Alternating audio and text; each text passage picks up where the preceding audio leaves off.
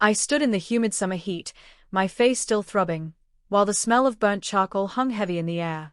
A cold paper plate fluttered across the grass, sticking to a puddle of spilled lemonade right beside my shoes. Daniel took another step toward me, his chest puffed out and his jaw locked tight, pointing a shaking finger directly at my face. He warned me never to lay a finger on him again, even though I had done nothing more than brush past his shoulder in the narrow walkway. I pressed my palm against my burning cheek and told him I had not touched him, but he just sneered, ordering me to pick up the spilled cups and get out of his sight. Nobody moved. My cousins, my aunt, and my own sister all stood scattered around the backyard folding tables, completely frozen. Then my sister, Chloe, stepped out from behind the grill, walking right past me to plant herself directly beside Daniel like he was the real victim here. She looked at me with cold, hardened eyes and told me to apologize to him.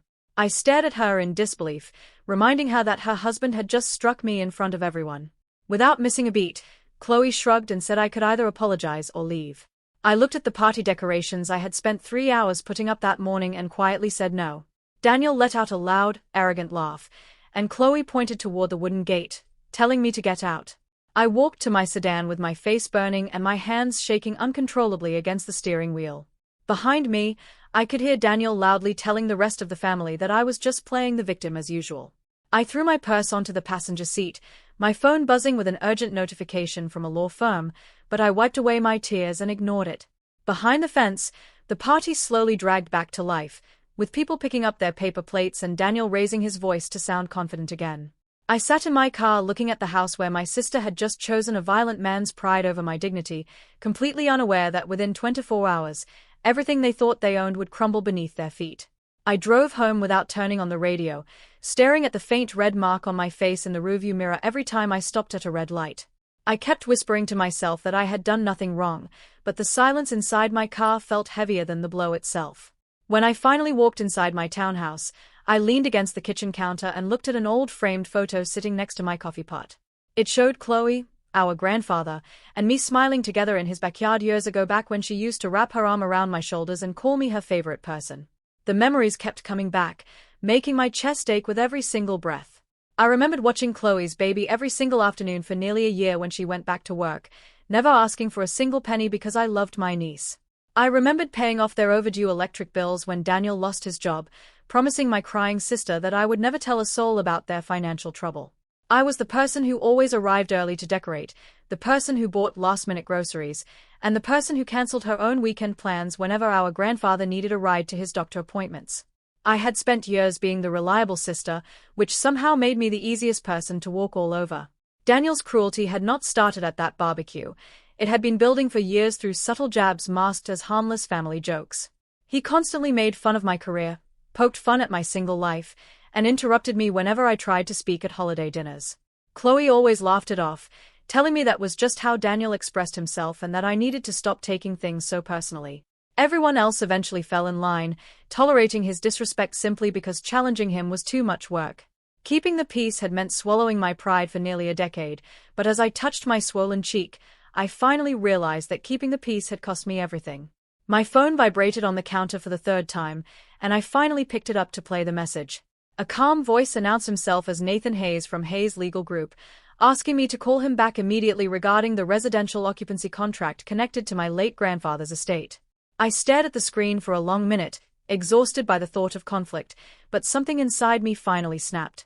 I pressed the call button, and the attorney answered almost immediately, asking if something had gone wrong after hearing the strain in my voice. I took a deep breath and told him about the incident at the backyard gathering. Nathan grew quiet, then explained that the occupancy contract protecting my sister and her husband contained strict behavioral conditions. He reminded me that the agreement explicitly forbade any harassment, intimidation, or physical abuse directed toward me. He made it clear that if those terms were violated, I had no legal obligation to let them stay in the house another day. I looked at my reflection in the dark phone screen, took one final slow breath, and told the attorney to execute the paperwork immediately. Back at the backyard gathering, the atmosphere had grown suffocatingly tense despite Daniel's best efforts to keep the mood light. He stood by the cooler with a beer, loudly claiming to anyone who would listen that I had always been dramatic and looking for attention. A few cousins turned their heads away in silence, but my Aunt Sarah finally folded her arms and told Daniel directly that she had seen him hit me. Chloe immediately jumped in to defend him, claiming her husband did not owe anyone an explanation, but Aunt Sarah pointed out that I had walked away with a red handprint on my skin. By the time the afternoon faded, relatives were making polite excuses to leave early without the usual warm hugs or promises to hang out soon. Daniel muttered about everyone acting strange, reassuring Chloe that I would probably call the next morning pretending nothing had ever happened. They loaded their coolers into their SUV, completely convinced that they had won another victory and that I would swallow my hurt like I always did. They drove home in high spirits, totally unprepared for the scene waiting for them in their front driveway. When Daniel pulled onto their street 20 minutes later, he slammed on the brakes after spotting three strangers standing near their front porch. A man in a dark tailored suit stood alongside a uniformed locksmith with a heavy tool bag and a legal courier holding a thick folder. Daniel parked in the driveway, stepped out of his vehicle, and arrogantly asked the group what they were doing on his private property. The man in the suit introduced himself as Nathan Hayes, stating calmly that he was representing the sole owner of the residence. Chloe looked confused, insisting there was a mistake, but the attorney calmly asked them to confirm their legal names before handing Daniel a sealed document. Daniel snatched the paper impatiently, but his face paled as soon as he saw my full legal name printed across the front cover. Chloe reached over his shoulder to read the first page, which clearly stated that I was the absolute legal owner of the property following the probate court order.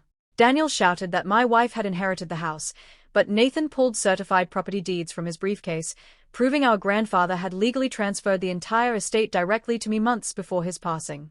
The attorney turned to a highlighted clause in the occupancy contract, reading aloud that the living arrangement would terminate immediately in the event of any physical assault or abusive behavior toward the property owner.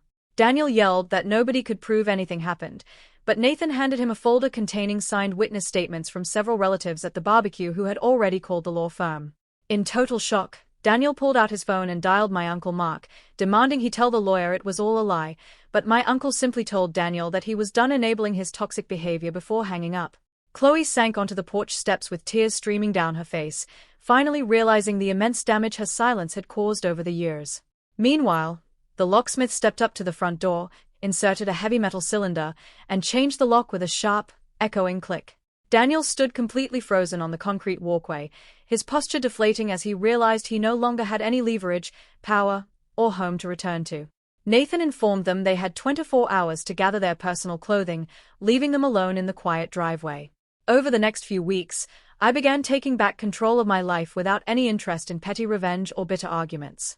Chloe left me a long, tearful voicemail apologizing for failing as a sister, but I chose not to respond, knowing that some boundaries needed to remain firmly in place.